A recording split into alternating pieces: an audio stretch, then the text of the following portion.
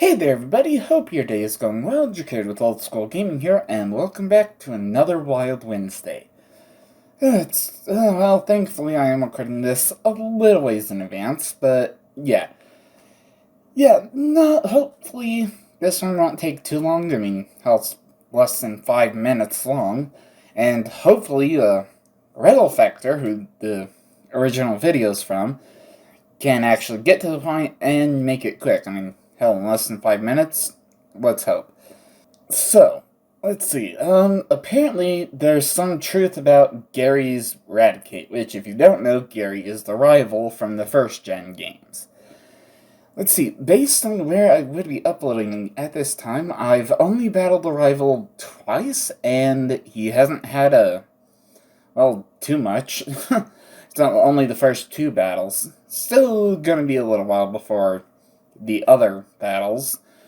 But anyway, now, before I get started, of course, just have to, make sure I cover my own ass, so that way if anything pops up in the future, I'm covered. So do not harass anyone that I feature in the Wild Wednesdays with what I say. My comments and my opinions are mine and mine alone. If you wish to let someone know I've done a commentary on their video, by all means, go ahead. Just don't harass them with what I say, because who knows? I could be saying quite a bit, and if I'm the one who gets in trouble, just leave it at me. But don't get yourself in trouble by repeating what I say. So let's get into it. This video is just called The Truth About Gary's Raticate. Let's see what that truth is. Pokemon. On the surface, Pokemon is a light, very easygoing RPG experience that's great for kids or anyone new to RPGs.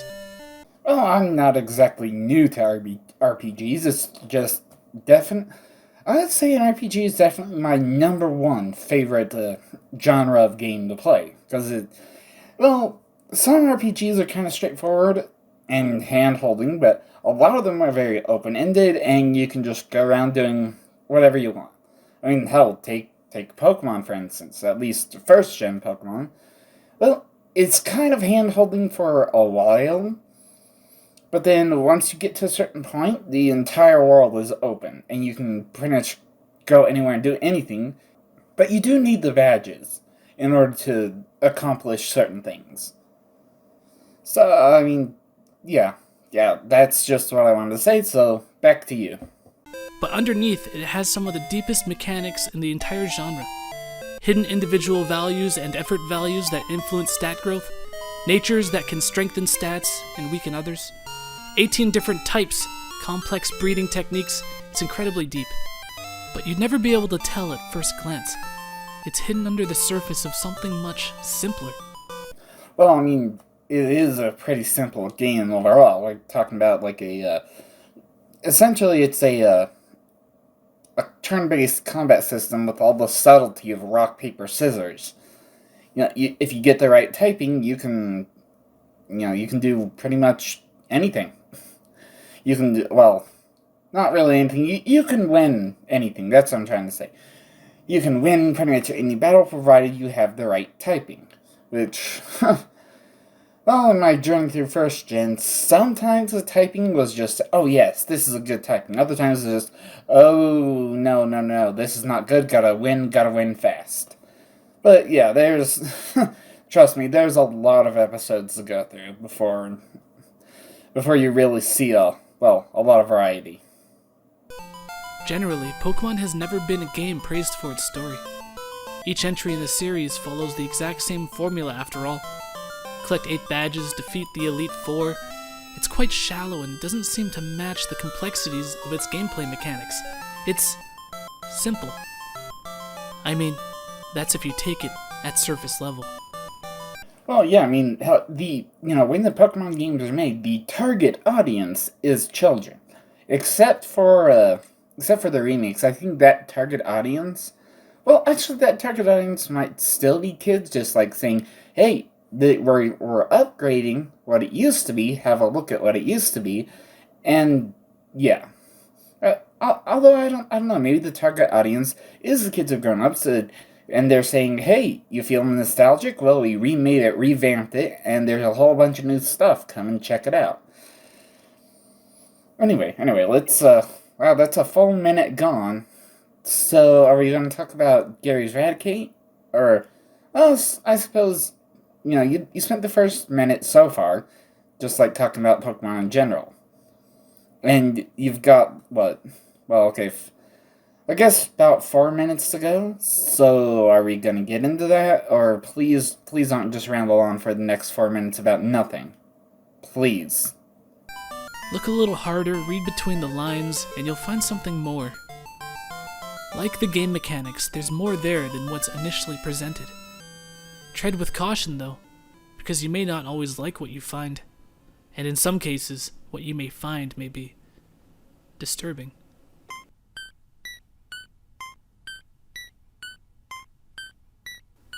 Hello?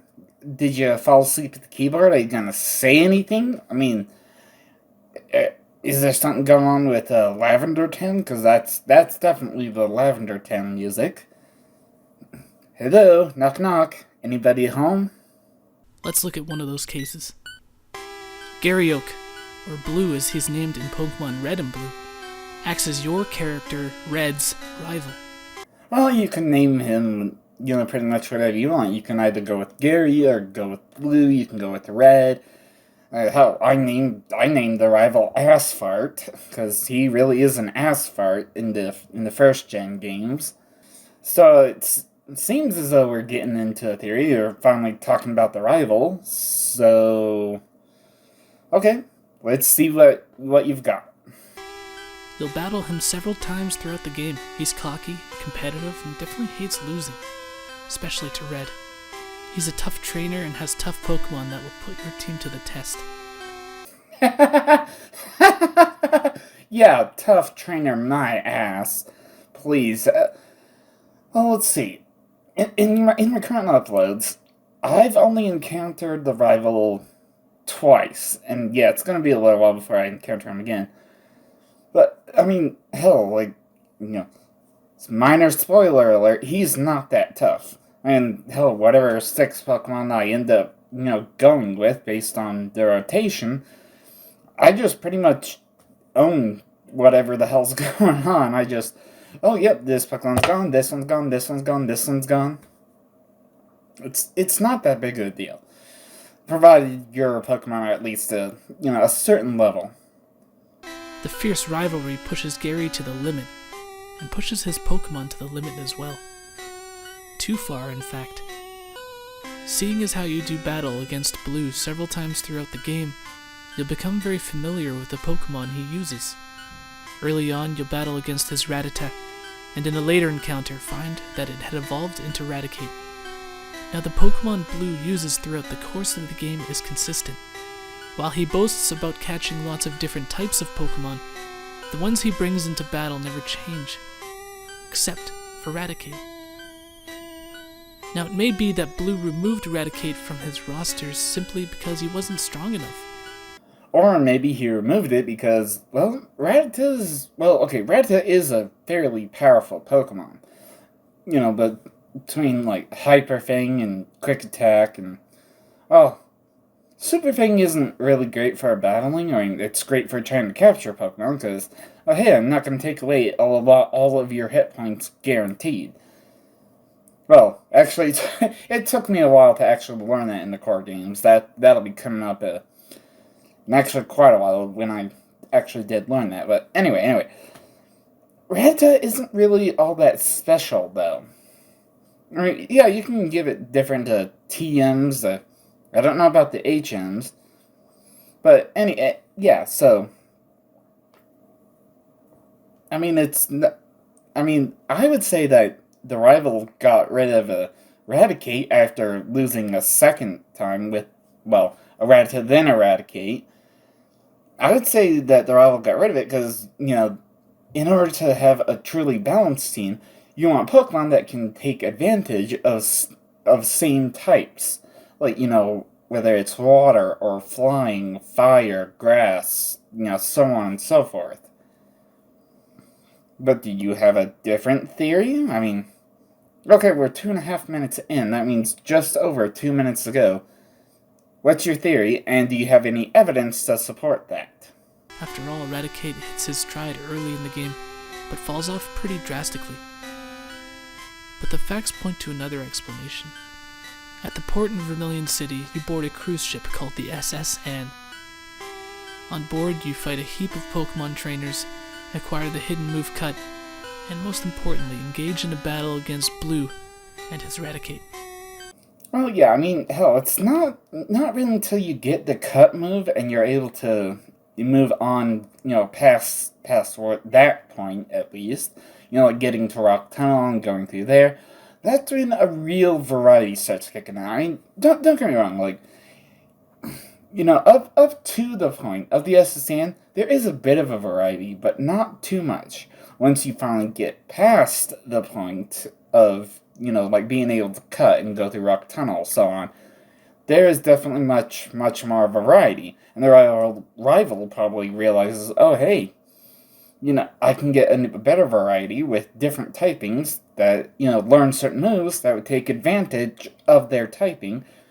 And Raticate, well, I mean, hell, the whole point, well, not the whole point, but in the beginning of the journey for First Gen Pokemon, Professor Oak asks, hey, grandson Red, I want you to take these Pokedexes and log a bunch of Pokemon. And by, probably after SSN, Gary realizes, oh, hey, Rattata evolved into Raticate, it's not going to evolve any further, and, well, it's not going to do me too much good, especially when I'm constantly encountering my childhood rival. I want to kick their ass, so, get rid of Raticate, get something else that's more powerful.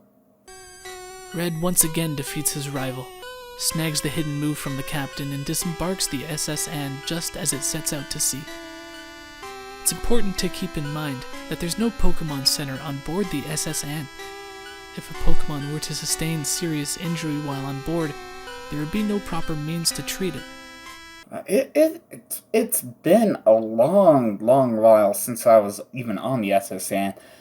If you're going to be following my channel, that'll be a First Gen Pokemon Core episode 20. yeah, trust me, it'll take a while to get there, but so, I mean, what I'm trying to get at is that, I actually left the SSN, I think. Oh, wait, no, yeah, I did have to leave the SSN because one of the Pokemon fainted, I think. No, I'm pretty sure I did have to leave the SSN at one point, but I was able to get right back on.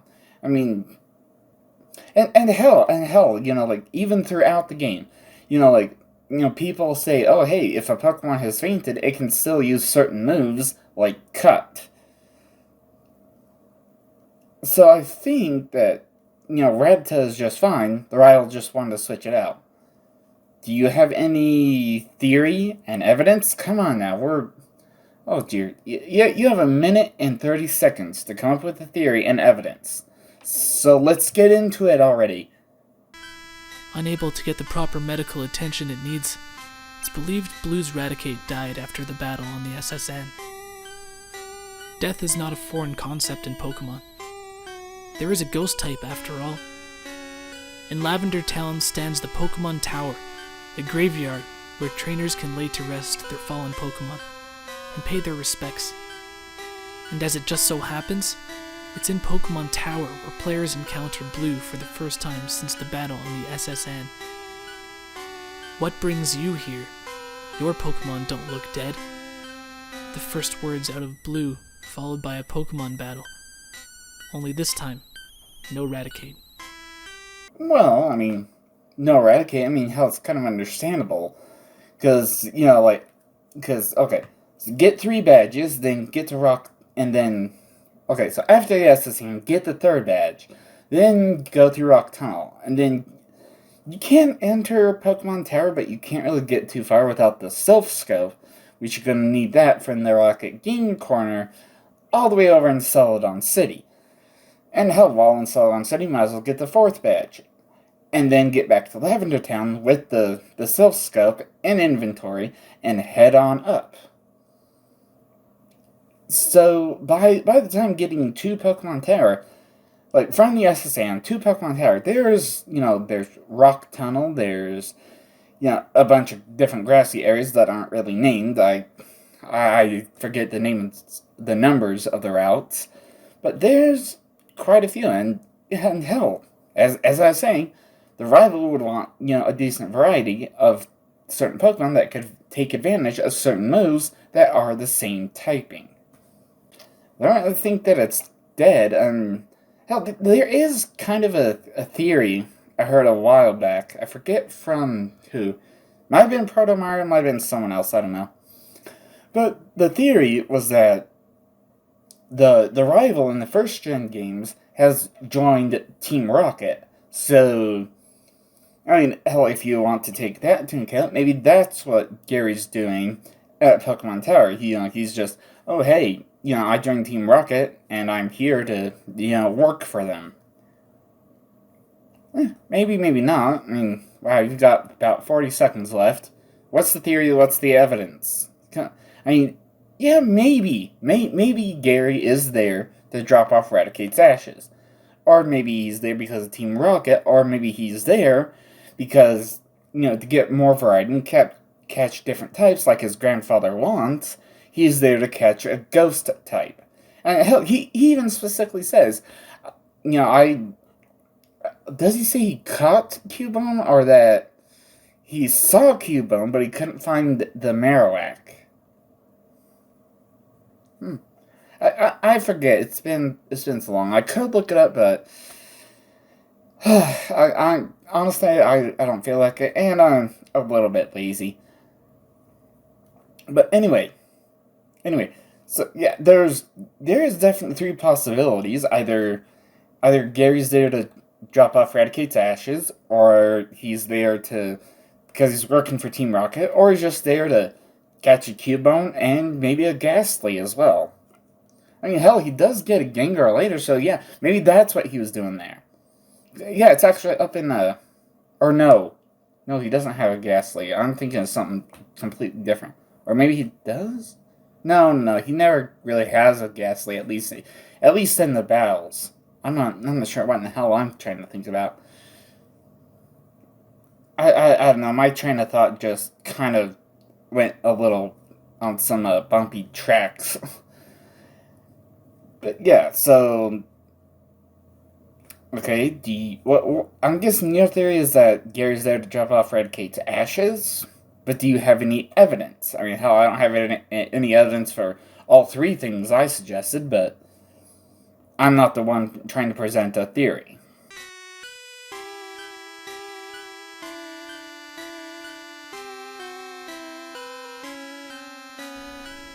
Pokemon has turned 20 years old, so I thought I'd pay homage by combining two of my favorite things, Pokemon and creepy stuff.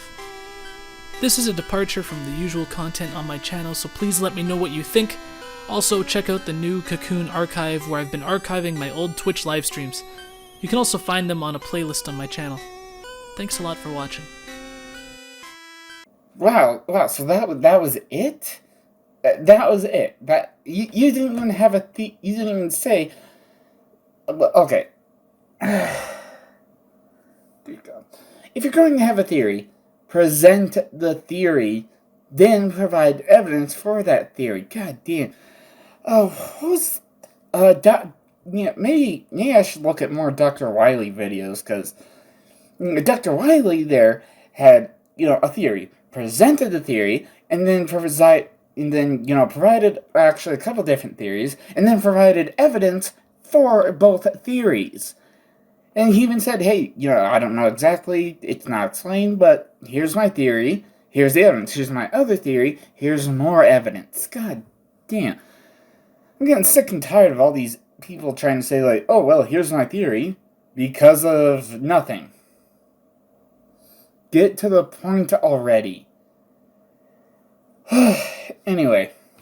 Yeah, so once again, do not harass RetelFactor with what I've said in this Wild Wednesday. My comments, my opinions are mine and mine alone. You can talk about whatever you want down in the comment section, whether it's something I said, something RetelFactor said. Yeah, anything goes. Hell, you can even let RetelFactor know I've done a commentary on them, but just let me be the only person to take the heat for the things that I've said. Now, if you have any suggestions for a Wild Wednesday, put it in the comment section down below. I'll give it a quick review and possibly do a Wild Wednesday on it in the future. At least the next Thoughtful Thursday, I kind of know where I want to go, and yeah, it's actually going to be quicker and a lot easier to edit than the last one. God damn. Yeah, I'll see you there, well, in a little while at least. I've got to get to bed. Anyway, I'll see you next time. Thank you all so much for watching. Don't forget to smash that like button. Subscribe if you haven't hit that bell so you can always be notified whenever I upload another video. And of course, have fun.